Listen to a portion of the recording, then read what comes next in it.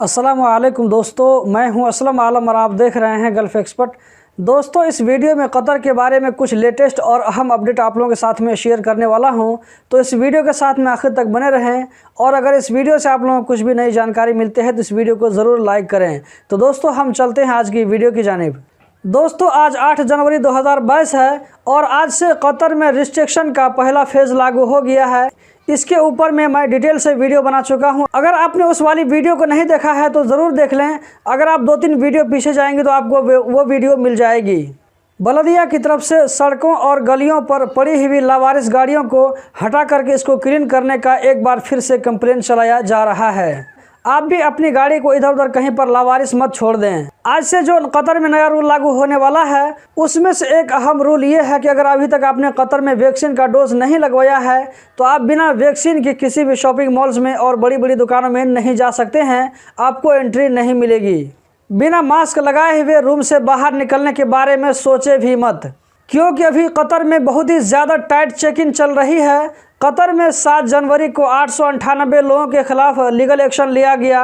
इन लोगों ने कतर में कोरोना से बचने के लिए जो रूल लागू किया गया है इस रूल को वायलेट किया था, जिनमें से 595 लोगों को मास्क न लगाने की वजह से, जबकि 33 लोगों के पास में एतराज़ एप्लीकेशन नहीं था उसके मोबाइल में, और 270 लोगों ने सोशल डिस्टेंस के रूल को वायलेट किया था, जिसकी वजह से इन सारे लोगों के खिलाफ लीगल एक्शन लिया गया है। इन्हें पब्लिक प्रोसिक्यूशन में भेजा गया है। दोस्तों, लुसेल में पीसीआर टेस्ट करने के लिए एक बहुत बड़ा सेंटर बनाया गया है। इसकी खास बात यह है कि यहाँ पर आपको ड्राइव थ्रू वैक्सीन लगाया जाता है। यहाँ पर आपको गाड़ी के ज़रिए आना होगा। आप चाहें तो खुद की गाड़ी से आए या ये कि किसी टैक्सी वाले को लेकर के आए। पीसीआर टेस्ट करवाने के लिए आपको गाड़ी से नीचे उतरने की ज़रूरत नहीं पड़ेगी। इसकी जो टाइमिंग है सुबह 8 बजे से लेकर के रात 10 बजे तक।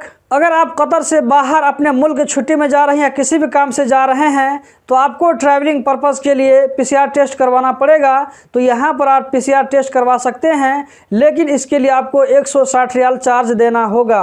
और आप जो ये फ़ीस पे करेंगे तो आपको ऑनलाइन फ़ीस पे करना पड़ेगा, कैश नहीं चलेगा। आपको बैंक कार्ड के ज़रिए फ़ीस पे करना पड़ेगा। यहाँ पर डेली 5000 लोगों का पीसीआर टेस्ट हो सकता है, जबकि पीसीआर टेस्ट करने के लिए 10 ट्रैक बनाए गए हैं। आप में से जिन लोगों का एज 50 साल से ज़्यादा हो और उन्हें कोरोना का कोई भी सिम्टम्स महसूस हो रहा हो तो वो लोग वहां पर जाकर के फ्री में कोरोना का टेस्ट करवा सकते हैं। आप में से जिन लोगों का एज 50 साल से कम है या आप में से जो भाई लोग अभी कतर ट्रैवल करके गए हैं हाल फिलहाल, तो ऐसे लोगों को अगर 36 घंटा के अंदर में पीसीआर टेस्ट करवाना होगा तो ऐसे लोग भी यहाँ पर पीसीआर टेस्ट करवाने के लिए मत आए, क्योंकि इन लोगों का पीसीआर टेस्ट नहीं होगा।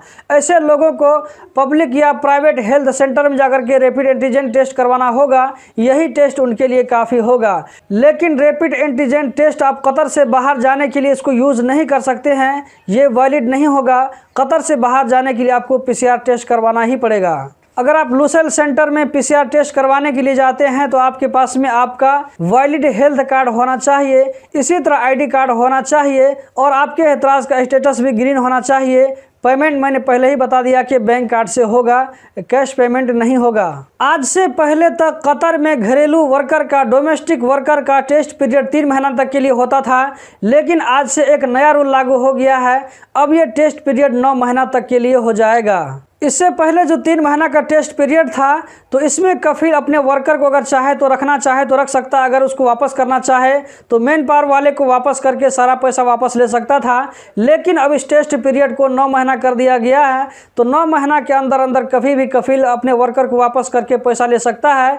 पहले 3 महीना के अंदर अगर वापस करेगा तो कफिल को सारा पैसा वापस मिल जाएगा, लेकिन अगर कफिल वर्कर को 3 महीना के बाद मेन पावर वाले को वापस करता है तो 15% पैसा काट करके फिर उसको बाकी वापस मिलेगा। बलदिया की तरफ से कहा गया है कि खाने पीने के बचे खुचे सामान को पार्क में, कॉर्निश में, खुली जगहों पर, पब्लिक जगहों पर फेंकने से 10,000 रियाल तक का फाइन आ सकता है। दोस्तों, कतर में भी कोरोना का केस बहुत तेज़ी के साथ आगे बढ़ रहा है।